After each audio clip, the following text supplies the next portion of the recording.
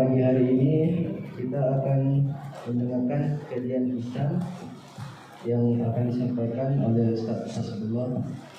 Maka kita beri acara kita pada hari ini dengan membaca basmalah. Bismillahirrahmanirrahim. Pada Ustaz Hasbullah waktu dan tempat tersebut.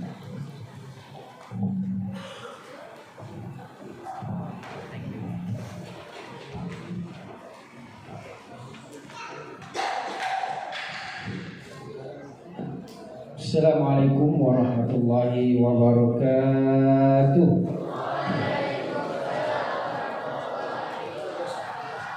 Alhamdulillah wassalatu wassalamu ala Rasulillah wa ala alihi wa ashabihi ajma'in. Subhanaka la ilma lana illa ma 'allamtana innaka antal alimul hakim.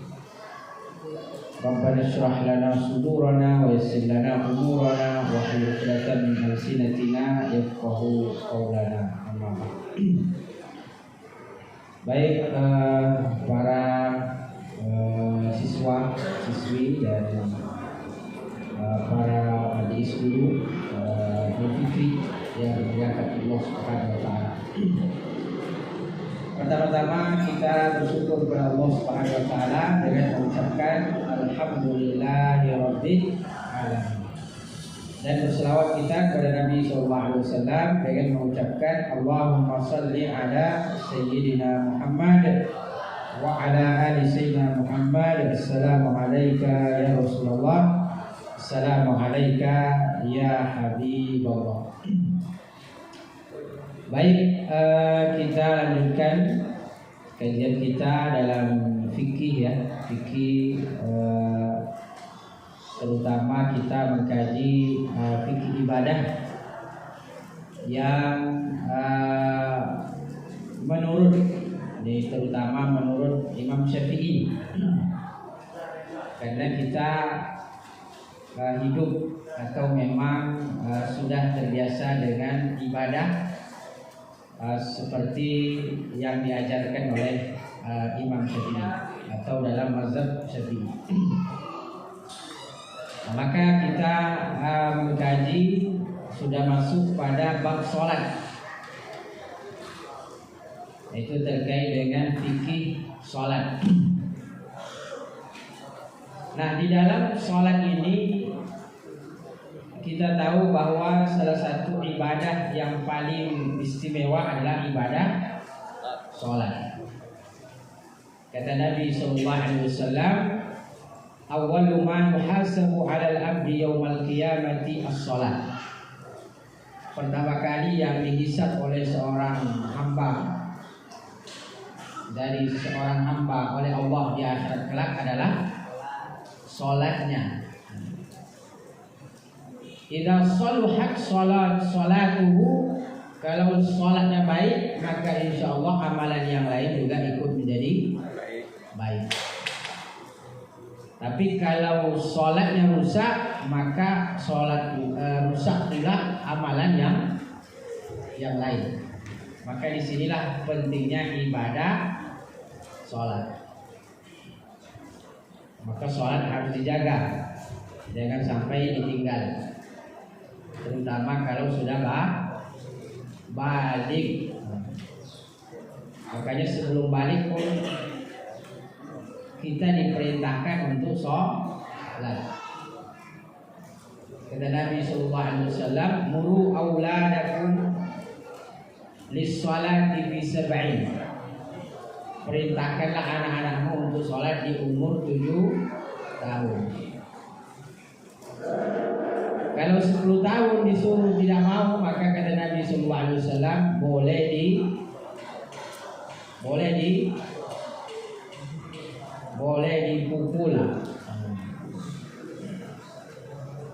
dipukul. Begitulah pentingnya sholat. Ini udah pada balik kan? Udah belum? Tapi udah 10 tahun kan?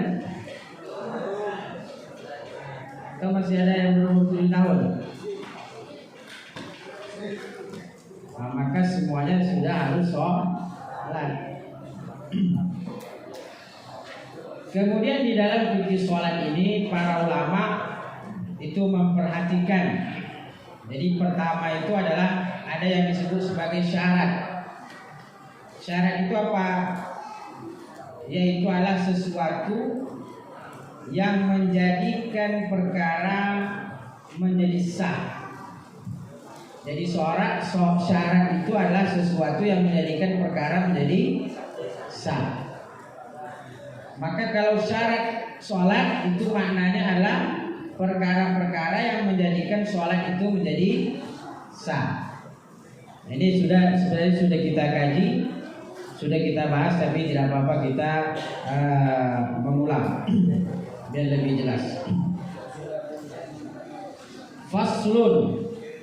Ini kalau kita mengaji tentang kitab, ini kan kita mengaji kitab, ada namanya faslun. Faslun itu apa? Ya, bahasa terjemah literalnya adalah pasal. Pasal. Kalau pasal udah tahu semua kan? Pasal di sini bukan masalah ya, bukan jadi pasal.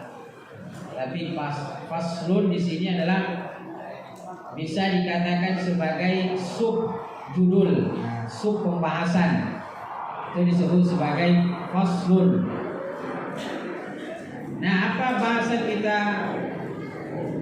Faslun wa syara'itus salati qabla dukhuli fiha khamsatu asya'. Dan syarat-syarat sholat sebelum melaksanakannya ada 5 perkara. Jadi penulis atau bahasa Arabnya itu mu'allif, pengarang. Jadi kalau bahasa Indonesianya pengarang, kalau bahasa Arabnya mu'allif. Apa bahasa Arabnya? Mu'allif. Mu'allif itu apa? Pengarang kitab, penulis. Jadi mu'allif Alkitab, penulis kitab ini ingin menjelaskan kepada kita terkait dengan syarat-syarat yang harus terpenuhi sebelum, ini sebelum melaksanakan sholat. Jadi syarat yang perlu diperhatikan, hal-hal yang perlu diperhatikan. Syara'itus sholati qabla dukhuli biha, sebelum kita melaksanakannya. Nah, apa saja syarat-syarat ini? Yang pertama, taharatul a'dha minal hadasi wan najas. Jadi sucinya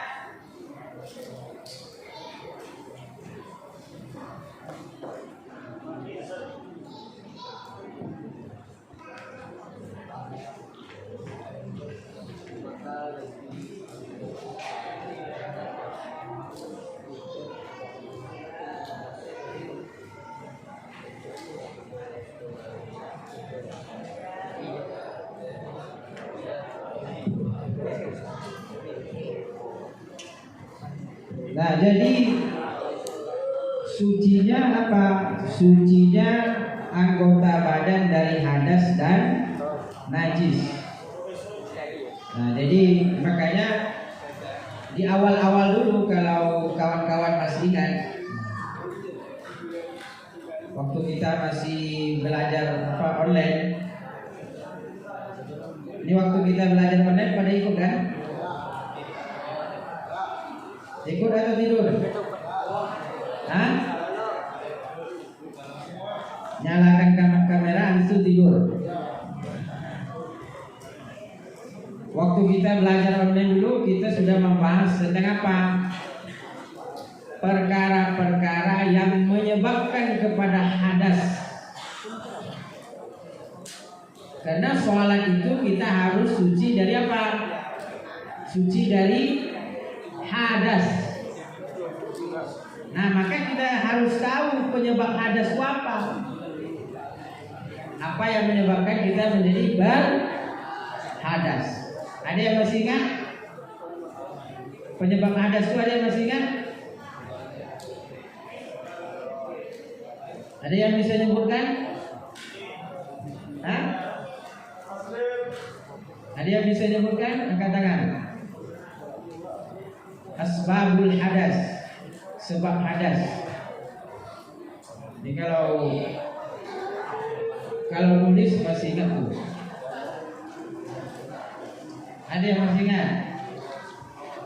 Dan lupa kan? Bukan lupa, karena memang gak ikut.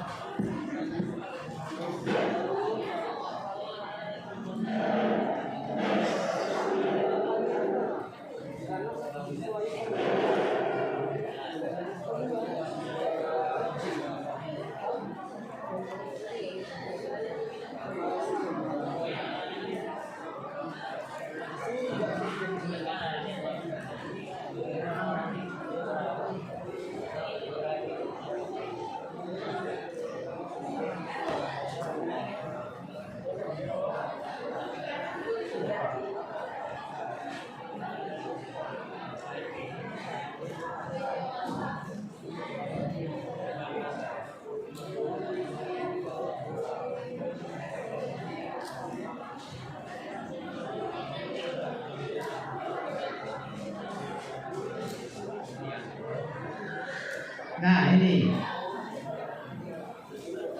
ini sebab-sebab hadas besar. Apa sebabnya?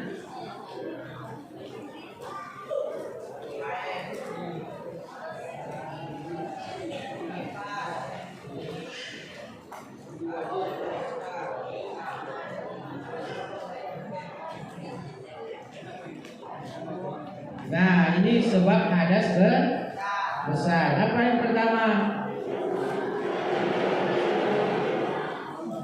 Ini melakukan hubungan suami istri. Ini berarti yang sudah punya suami atau sudah punya istri. Kalau belum berarti tidak masuk. Yang kedua, keluarnya air mani. Yang ketiga, meninggal. Kemudian ada lagi khusus untuk perempuan. Yang pertama haid. Yang kedua nifas. Yang ketiga melahirkan. Nah itu sebab hadas besar.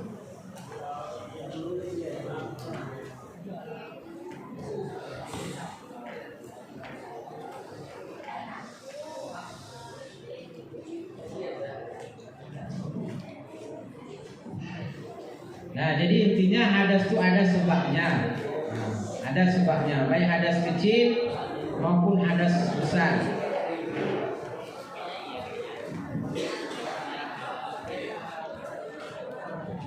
Jadi intinya hadas itu ada sebabnya, baik hadas kecil maupun hadas besar. Nah tadi sebab hadas besar itu sudah.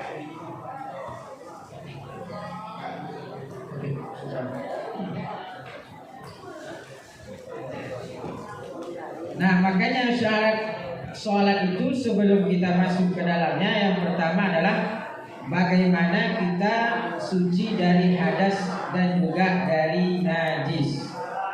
Nah makanya di sini kita perlu tahu apa yang menyebabkan kita menjadi berhadas. Kalau hadas kecil seperti misalnya keluarnya dari salah satu jalan, baik jalan depan maupun jalan belakang, baik buang air besar maupun buang air kecil, itu hadas tuh, berhadas. Makanya berhadas kecil. Makanya ketika berwudu apa niatnya? Nawaitu wudu'a li raf'il hadasil asghar. Apalagi sebab hadas kecil itu? Bersentuhan laki-laki dan perempuan yang bukan muhrim.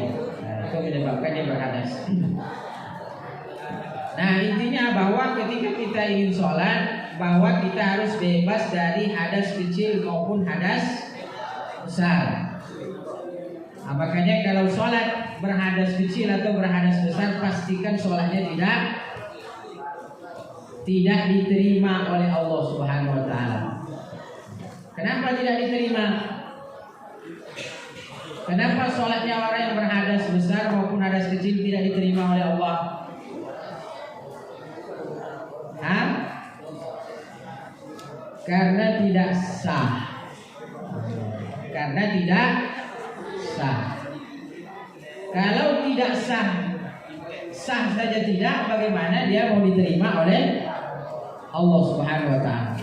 Makanya yang pertama, bagaimana sholat kita itu sah, itu dulu yang pertama. Nah, maka dia untuk sah harus dia bebas dari hadas kecil maupun hadas besar. Kemudian taharatuhu minan najas, suci dari najis. Benda-benda najis masih ingat? Apa saja bendanya? Nah, itu sudah kita pelajari juga. Ada yang masih ingat? Bisa nyebutkan? Siapa yang bisa nyebutkan? Angkat tangan. Hah?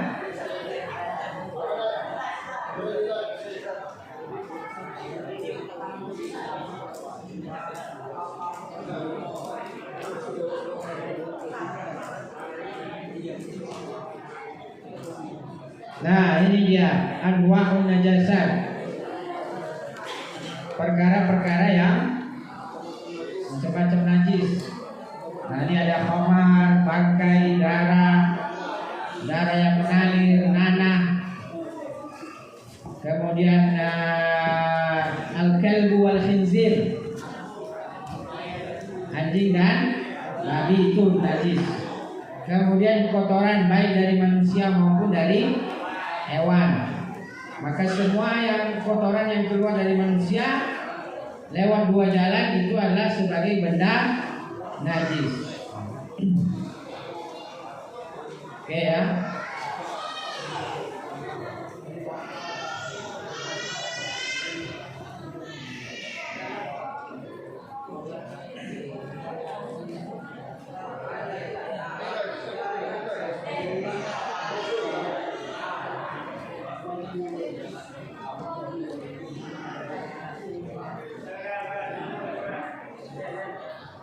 Oke, yuk perhatikan.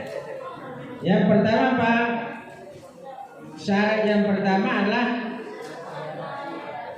terbebas dari hadas maupun dari najis. Taharatul a'dha, sucinya anggota badan dari hadas dan juga dari najis. Hadas ini ada dua, hadas kecil dan juga hadas besar. Cara bersuci dari hadas kecil dengan cara apa? Dengan berwudu. Bersuci dari hadas besar dengan cara mandi wajib. Itu ya.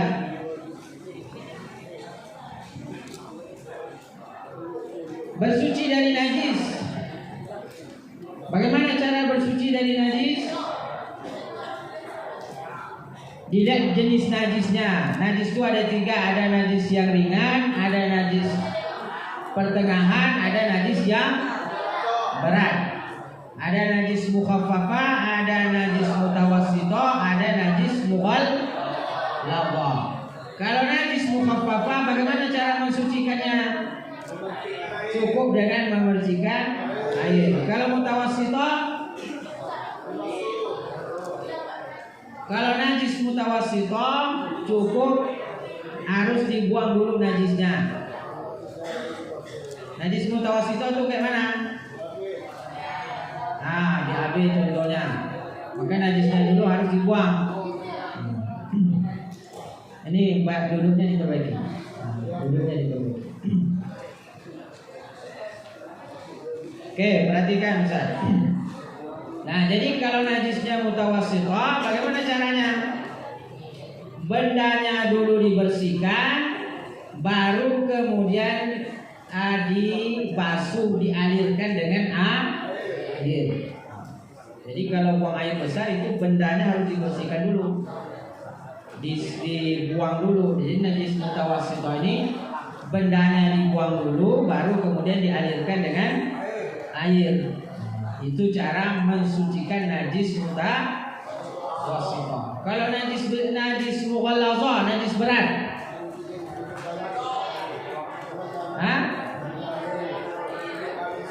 dibasuh dengan 7 kali, salah satunya dengan aulahunna biturab, salah satunya dengan itu syarat yang pertama. Syarat yang kedua, wasatrul aurat, menutup aurat. Nah ini juga kita sudah bahas. Auratnya laki-laki dari pusar sampai ke lutut. Jadi harus ditutup tuh ketika sholat, mulai dari pusar sampai kepada lutut. Makanya jangan pakai celana yang terlalu ketat, baju yang terlalu ketat. Kenapa? Karena kalau bajunya ketat, itu biasanya lubang belakangnya nampak. Pas dia ruku, pas dia sujud, karena bajunya terlalu ketat, akhirnya bajunya naik. Bajunya naik, lalu kemudian celananya melorot. Akhirnya keluarlah lubangnya. Lubang apa? Lubang celengan. Makanya itu harus, kalau pakai kaos jangan terlalu ketat. Dan kita kalau sholat sebenarnya dianjurkan untuk memakai pakaian yang bagus, yang terbaik. Karena Allah Subhanahu wa taala berfirman, "Khuzu zinatakum 'inda kulli masjid." Pakailah pakaianmu yang terbaik ketika ingin ke masjid. Jadi dianjurkan. Adapun auratnya perempuan, kalau perempuan seluruh badannya kecuali wajah dan telapak tangannya, itu harus ditutup. Itu syarat yang kedua. Syarat yang ketiga adalah, kata beliau,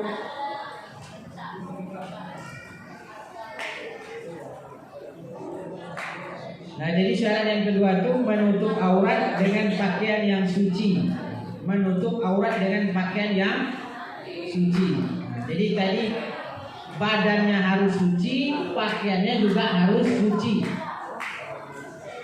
Badannya harus suci, pakaiannya juga harus suci.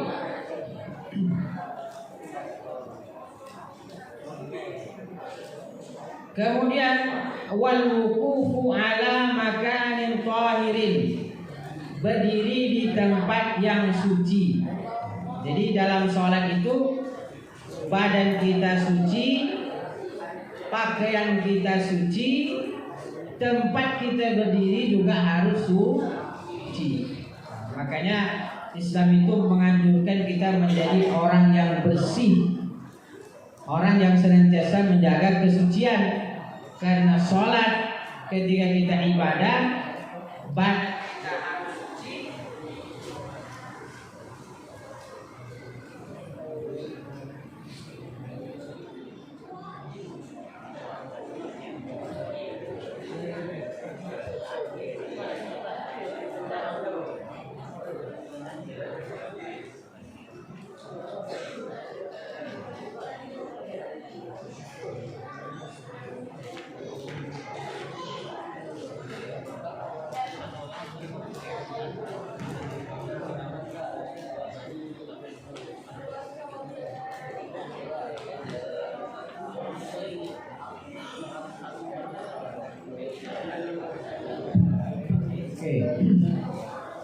Nah, jadi dalam Islam itu kita senantiasa dianjurkan untuk dalam keadaan suci. Karena ibadah sholat kita dianjurkan suci badannya, suci pakaiannya, dan juga suci tempat kita berdiri. Nah, kemudian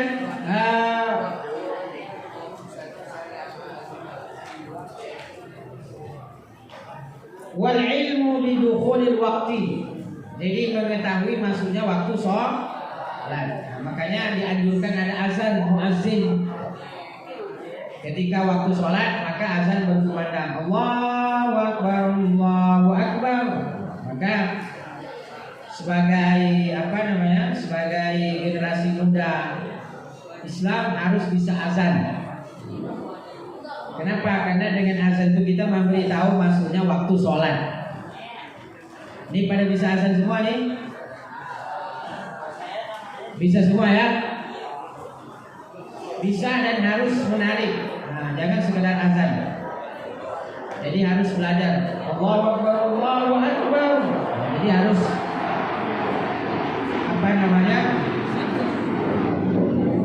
azannya betul ya, bajunya memang menarik orang untuk datang ke masjid. Karena ada juga suara azan justru membuat orang semakin ngantuk. Apa gitu dia kalau azan suaranya tidak keluar. Allahu Akbar, Allahu Akbar. Jadi orang kalau ngantuk maka dia tambah mengantuk. Jadi gimana mengajak, memberikan semangat orang untuk pergi sholat. Kalau subuh ya keraskan Allahu Akbar, Allahu Akbar. Jadi memang orang yang lagi tidur itu langsung dia hilang ngantuknya. Jadi jangan, sebagai laki-laki itu harus pintar azan. Oke, al-ilmu bidukhulil waqti. Berikutnya apa lagi? Wastiqbalul qiblah, menghadap kiblat. Jadi makanya di sini kita harus tahu arah kiblat. Di sini arah kiblat di mana? Mana arah kiblat? Miring. Nah, itu harus. Kenapa? Karena syarat sahnya sholat itu adalah menghadap kiblat. Walaupun ada kondisi kita dibolehkan tidak menghadap kiblat, seperti misalnya wa yajuzu tarkul qiblati fi halataini, boleh meninggalkan tidak menghadap kiblat dalam keadaan dua hal. Yang pertama fi syiddatil khauf, dalam keadaan sangat takut, mungkin dalam keadaan perang sehingga kita khawatir musuh menyerang kita, maka di situ boleh tidak menghadap kiblat. Kemudian juga wafin nafilati fis safari ala rahilah, ketika kita sholat di atas kendaraan. Nah, misalnya kita berada di atas kapal, lalu kemudian kita ingin sholat, maka yang penting ketika kita sholat pertama kali menghadap kiblat. Nanti kalau kendaraannya berputar maka kita tidak perlu berputar. Nah, jadi cukup pas awal sholat. Nah, jadi boleh meninggalkan menghadap kiblat itu dalam kondisi ketika khawatir, takut, dalam perang misalnya kita takut diserang oleh musuh, maka di situ boleh tidak menghadap kiblat. Yang kedua adalah ketika kita sholat di atas kendaraan.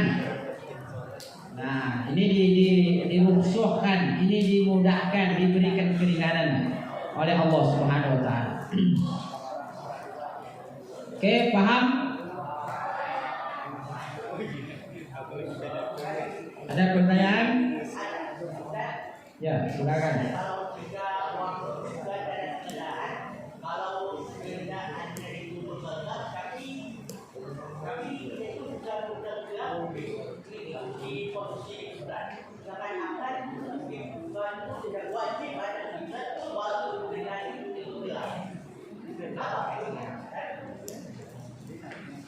Ya, intinya kalau kita sholat di atas kendaraan, maka cukup ketika pertamanya saja takbirnya menghadap kiblat. Nanti kalau dia berputar, maka kita tidak perlu berputar, takutnya kita tumbang. Jadi kalau ikut berputar, apalagi kalau dia kapal yang cepat, jadi tidak perlu ikut berputar.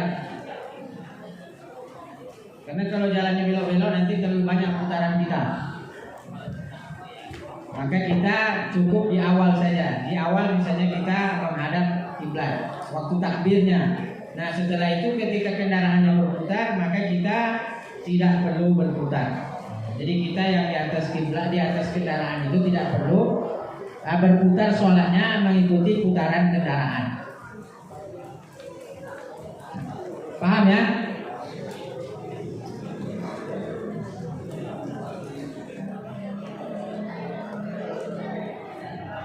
Nah, jadi menghadap kiblat ini adalah syarat.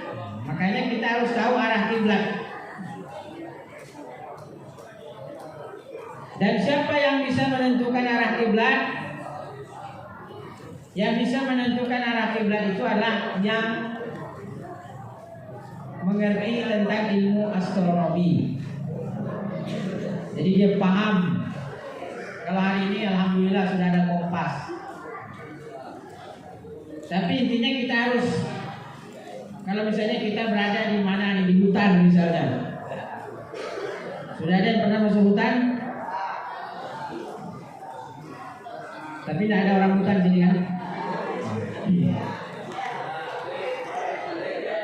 Kalau masuk hutan tidak apa-apa, tapi jangan menjadi orang hutan.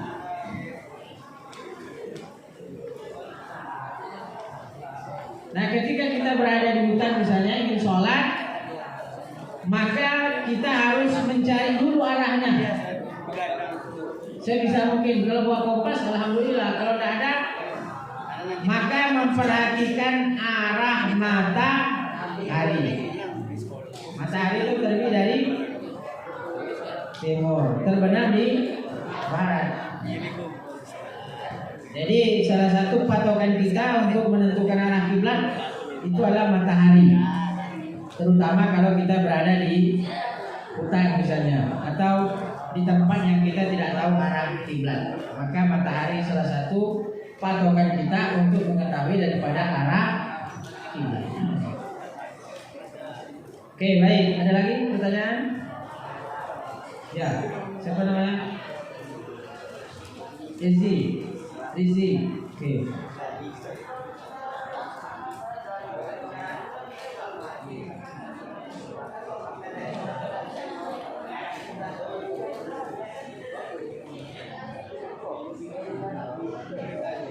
Ya, yang lain dengarkan jangan main-main, jangan main buku ini yang perempuan ini main buku nih.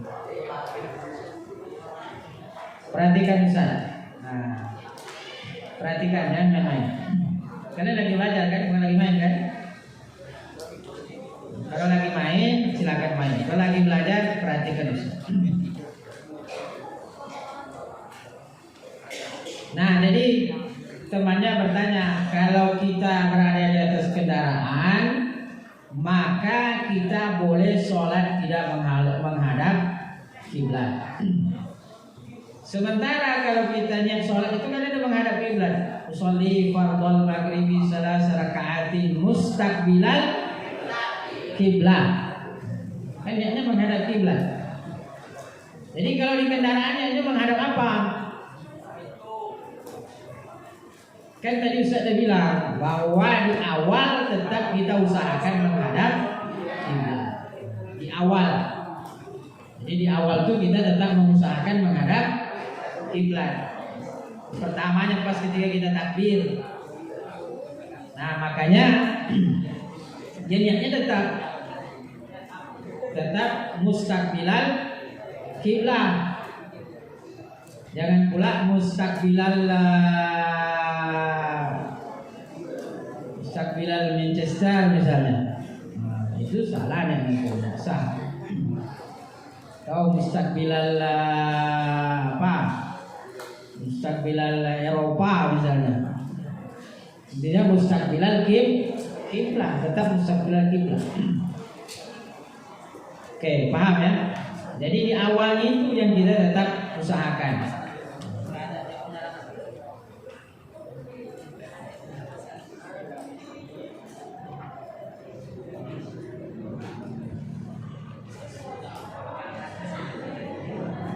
Oke, baik. Ada lagi? Ada nanya lagi?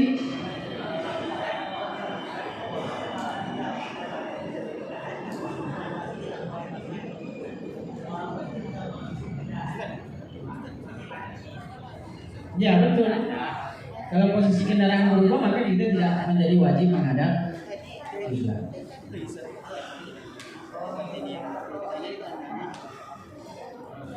Tidak tahu arah kiblat. Ya itu tadi kayak di hutan kita tidak tahu arah kiblat. maka kita harus berusaha mencari lebih dahulu. Jadi karena menghadap arah kiblat ini wajib, maka kita harus mengusahakan dulu. Kalau kita tidak tahu, usahakan dulu. Nah, seperti tadi kita tidak tahu di hutan tidak tahu arah kiblat. Apa yang kita usaha kita apa gitu? Berusaha melihat arah matahari.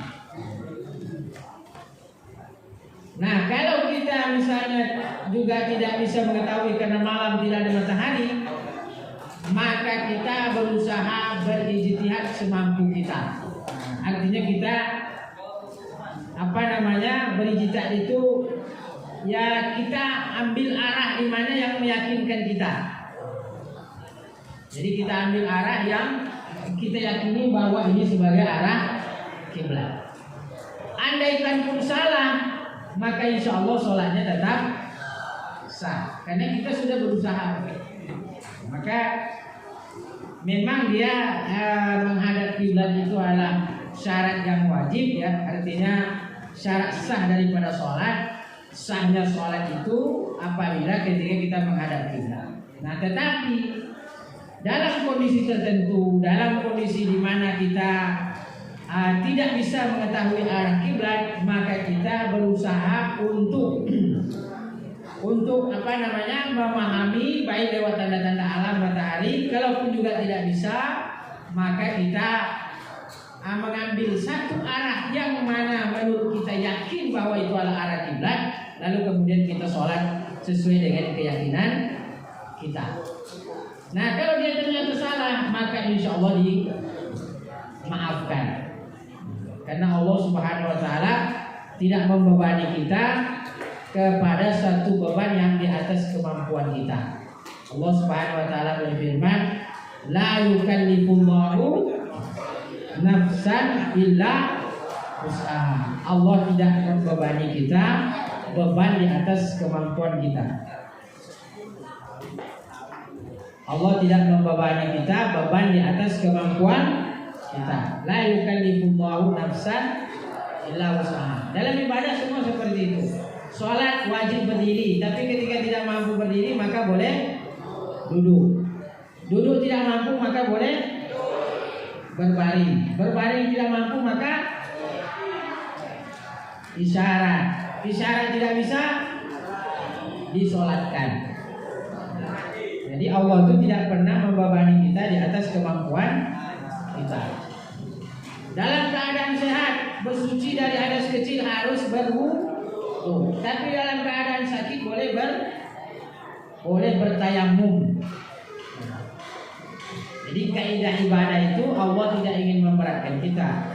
La yukallifullahu nafsan illa wus'aha. Nah, itu dia syarat-syarat yang perlu kita penuhi. Ini sebagai pengulangan untuk menguatkan pemahaman kita. Berikutnya faslun, masuk lagi fasal. Oke, mungkin ini kita bahas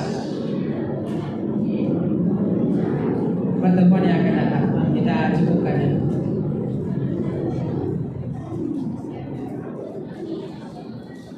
Jadi ini bahasanya cukup panjang, jadi berbicara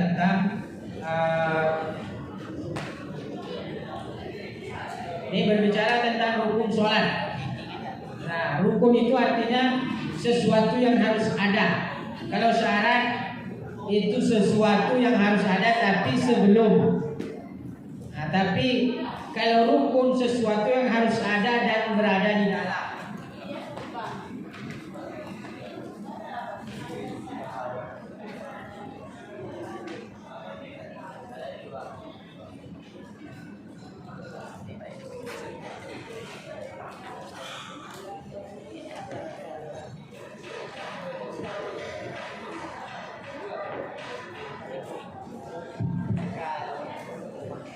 Nah, jadi kalau rukun itu sesuatu yang harus ada dan berada di dalam sholat. Kalau syarat tadi di luarnya sebelumnya, kan sebelumnya. Artinya memperhatikan sebelum. Nah, kalau rukun ini di dalamnya. Dalam mazhab Syafi'i, sebagian para ulama mengatakan bahwa rukun sholat itu ada 18. Wa arkanus sholati tsamaniyata asyar. Ini harus tahu, harus kita hafal. Karena kalau tinggal satu rukun, sholat kita tidak sah. Itulah kira-kira yang insya Allah kita bahas pertemuan yang akan datang. Baik, untuk kesempatan kali ini kita cukupkan. Dan Ustaz berharap kalian maksudnya itu sungguh-sungguh belajar terkait dengan ibadah, hal-hal yang perlu kita ketahui dalam ibadah kita. Dan juga Ustaz berharap bahwa kalian sungguh-sungguh belajar. Kalau lagi belajar ya belajar, lagi main ya main. Jangan ketika belajar main. Kenapa? Karena ilmu yang bermanfaat itu adalah ilmu yang dicari dan kita beradab. Jadi ingat itu, bahwa ilmu yang bermanfaat, ilmu yang kita cari dan kita beradab di dalam mencarinya. Kalau kita tidak beradab di dalam mencari ilmu, maka ilmu itu akan sia-sia. Ilmu itu tidak bermanfaat. Oke, baik, kita tutup majelis kita dengan sama-sama berdoa kepada Allah Subhanahu wa taala. Mudah-mudahan apa yang kita pelajari ini bermanfaat untuk kita, bermanfaat untuk masyarakat kita, dan bermanfaat untuk hidup kita dunia dan akhirat. Mari kita sama-sama berdoa, mengangkat tangan kita, bermunajat kepada Allah Subhanahu wa taala. A'udzubillahi minasyaitonirrajim. Bismillahirrahmanirrahim. Alhamdulillahirabbil alamin, hamdal syakirin, hamdan yuwafi ni'amahu wa yukafi mazidah. Ya Rabbana lakal hamdu kama yanbaghi li jalali wajhikal karim wa 'azimi sultanik. Angkat semua tangannya. Allahumma shalli wa sallim ala sayyidina Muhammadin wa ala alihi wa ashabihi ajma'in. Allahumma ja'al jam'ana hadza jam'an marhuma wa tafarruqana min ba'dihi tafarruqan ma'suma. Allahumma 'allimna ma yanfa'una wanfa'na bima 'allamtana innaka antal alimul hakim. Ya Allah, anugerahilah kami ilmu yang kami pelajari adalah ilmu yang bermanfaat. Ya Allah, anugerahilah kami ilmu yang kami pelajari adalah ilmu yang dapat kami amalkan dalam hidup kami, ya Allah. Ya Allah, jadikanlah ilmu yang kami dapat adalah sebagai jalan bagi kami untuk menjalankan perintah-Mu, ya Allah. Ya Allah, jadikanlah kami sebagai penuntut ilmu, generasi muda yang beradab di dalam menuntut ilmu. Ya Allah, jadikanlah adab, akhlak adalah hiasan terhadap kehidupan kami. Ya Allah, jadikanlah setiap ilmu yang diajarkan kepada kami adalah ilmu yang dapat kami amalkan. Ya Allah, jadikanlah setiap ilmu yang diajarkan oleh guru-guru kami adalah pahala yang mengalir bagi mereka, ya Allah. Ya Allah, jadikanlah usaha kami ini belajar. Jadikanlah usaha kami ini adalah juga sebagai pahala untuk kedua orang tua kami, ya Allah, ya Arhamar Rahimin. Ya Allah, orang tua kami yang sudah bersusah payah memberikan wasilah pendidikan kepada kami, lapangkanlah rezekinya, ya Allah. Apabila mereka dalam keadaan sempit, maka lapangkanlah, ya Allah. Apabila mereka dalam keadaan sakit, maka sembuhkanlah, ya Allah. Apabila mereka dalam keadaan susah, maka mudahkanlah, ya Allah. Apabila mereka dalam keadaan bersedih, maka gembirakanlah, ya Allah. Apabila mereka sudah tiada mendahului kami, ya Allah, berada di alam kuburnya, maka jadikan kuburannya sebagai taman daripada taman surga-Mu, ya Allah. Jadikanlah setiap amalan kami ini adalah mengalir pula pahala di alam kuburnya, ya Allah. Ya Arhamar Rahimin. Ya Allah, jadikanlah guru-guru kami adalah mereka yang ikhlas mengajarkan ilmu kepada kami, ya Allah.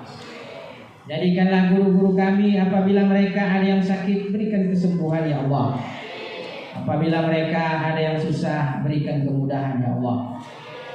Apabila rezekinya susah, maka lapangkanlah, ya Allah. Kami yang berada di tempat ini, ya Allah, apabila kami susah dalam menerima pelajaran, maka mudahkanlah, ya Allah. Bukakanlah pintu cahaya ilmu bagi kami ya Allah. Bukakanlah cahaya pintu ilmu bagi kami ya Allah. Bukakanlah keberkahan ilmu bagi kami ya Allah. Bukakanlah kemanfaatan ilmu bagi kami ya Allah. Ya Arhamar Rahimin. Rabbana atina fid dunya hasanah wa fil akhirati hasanah wa qina